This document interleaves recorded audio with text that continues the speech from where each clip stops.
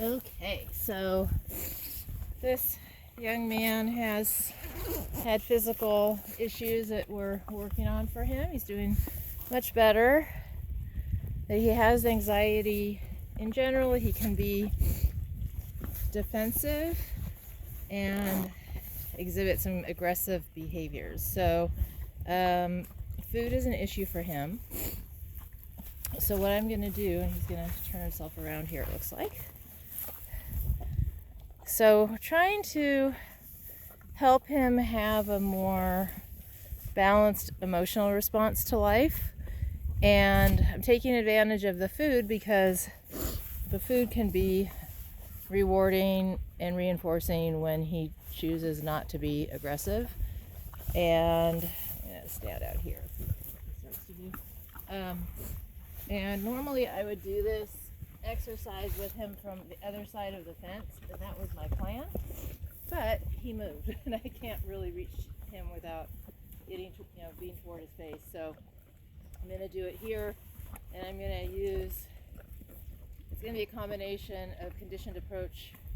I'm going to call it therapy in this situation, and then he's also going to get reinforced when he lowers his head because he has food.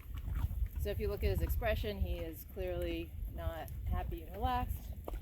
His ears are tending to be turned back, and he has tension around his nostrils and his cheeks. So I'm going to use a wand because he can tend to bite or kick.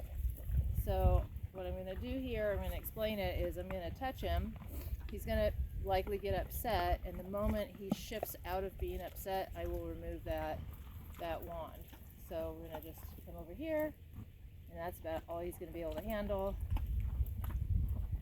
Hi, and his ears came forward, so the wand goes away, and then he gets to eat again. And then the camera falls over.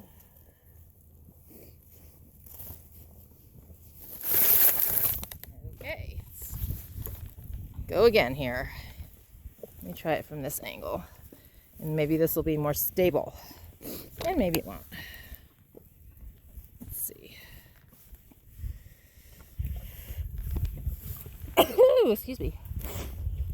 All right, that's gonna fall over again.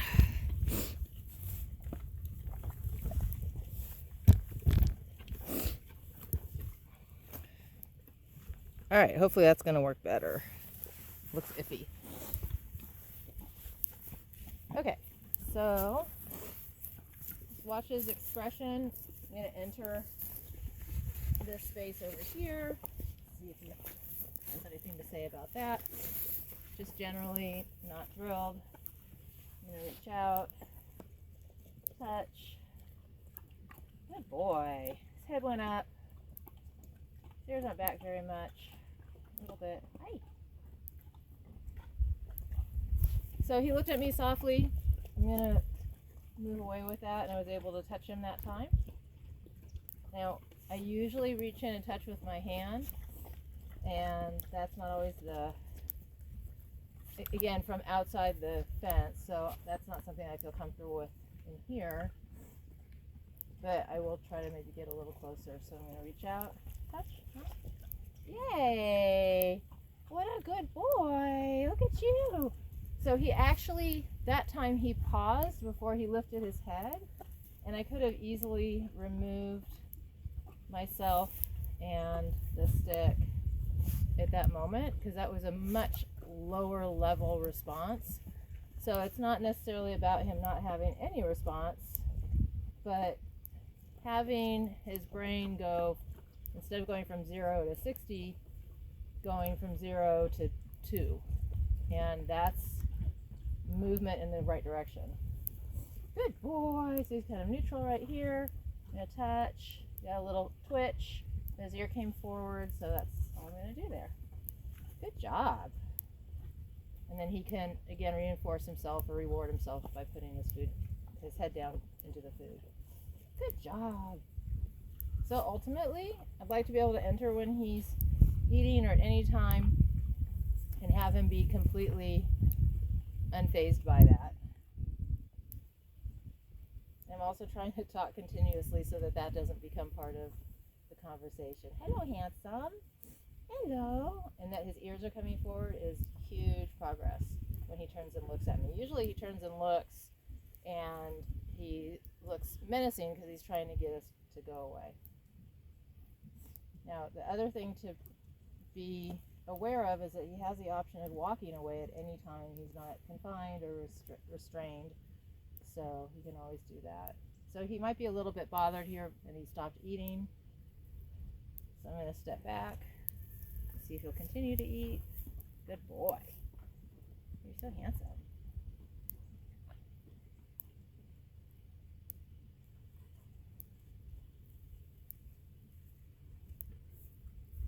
He's still a little stressed, so I let him hang for a second. So this is just a judgment call. I might go in and try touching him again. He may be shutting down a little bit. I really don't know. But let me go ahead and see what happens. I'm just going to come in nice and easy. Hi, Bubba's.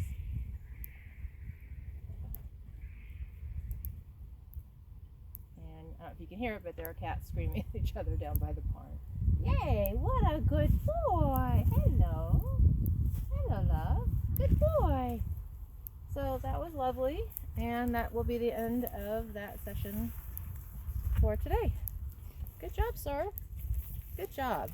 I'm interested to see as I walk out if he returns to eating or not. Okay, and there was a sigh, which is also lovely. So the sigh can indicate a release of breath that's been held, so a release of tension. So we'll just pause here and see if he's going to go back to eating. Good boy, you did so good. Yeah. And there he goes. So we can definitely, surmise that because the eating stopped, he was generally, upset, distracted, concerned. We don't know exactly what, but there was something that my presence triggered. And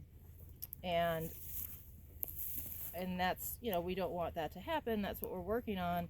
But it also, just not eating is a lot better than coming, swinging his head at you with his ears pinned and his teeth clacking and that kind of a thing. So, as his brain processes this new information and a new way to respond, that just might be one of the alternatives that it chose. So that's still, we just observe the behavior, see what we get, and hopefully we're making progress.